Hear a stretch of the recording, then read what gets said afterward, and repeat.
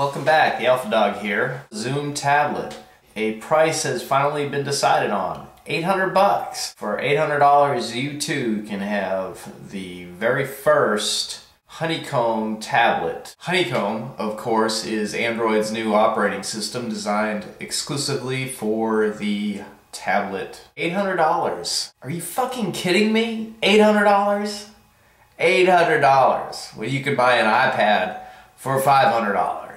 $800 for a device that does 1/4 as much as a competing device does for $500. $800 for a brand new device taking on an entrenched standard.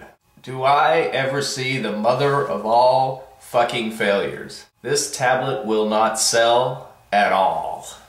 No one is going to buy this. Even Droid fans are not going to buy this, much less Apple fans. No one will buy this tablet. No one. $800 is way, way, way too much. Think about what happened when Microsoft, the world's largest software company, decided to release the Xbox. What did Microsoft do? Microsoft saw what I see today, which is basically you have an entrenched market. You have the iOS ecosystem. You have the iPod, the iPad, and the iPhone all tied together, 160 million units strong. The world's largest video game system, 160 million units. You've got that. It's an entrenched market.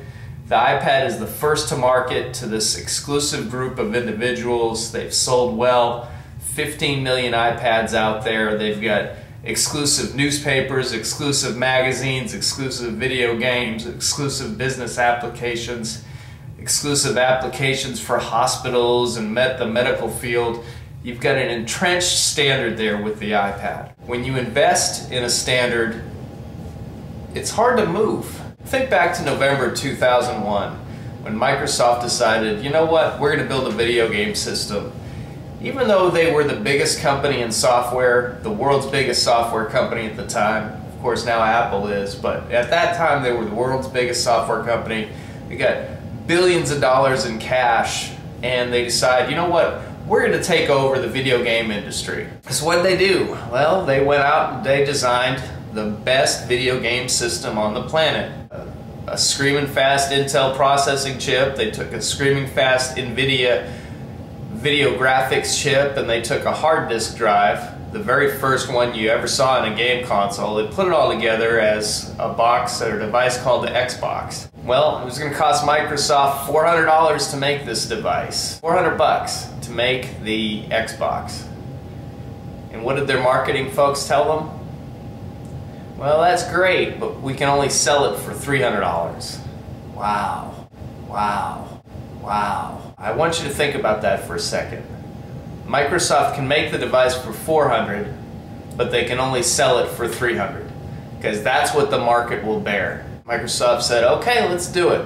We'll lose $100 a unit, but you know what? In 10 years' time, we're going to be a player in the video game industry.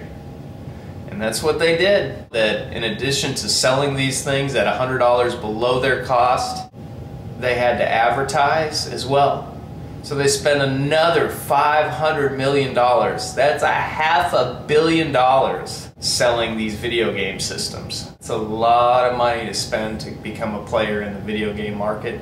Microsoft was willing to do it because in order for us to win this, we gotta have developers. And in order to have developers, we gotta put an Xbox in the hand of millions and millions of people, because in order for a developer to make money, there's got to be video game customers out there to buy the video games. You know, if you're going to develop a video game for the Xbox, you're going to spend millions to do that. Now, if you can't sell that video game to 10 million, 20 million, 30 million people, well, you're going to lose money. Let's say you had a great idea for a video game on a pad, you know, some kind of driving game or racing game or shoot 'em up game. If you had a decision to build for the Xoom or build for the iPad, which one would you build for? Now keep in mind, if you build for the iPad, you've got a potential market of 160 million customers, all using essentially the same operating system.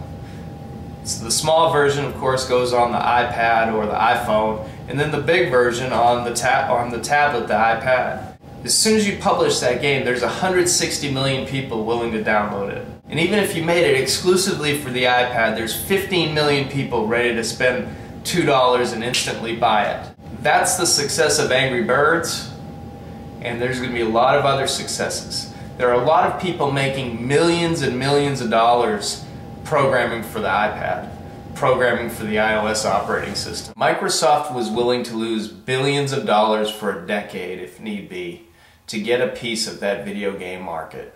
I had a granddad who's deceased. He grew up during the Great Depression.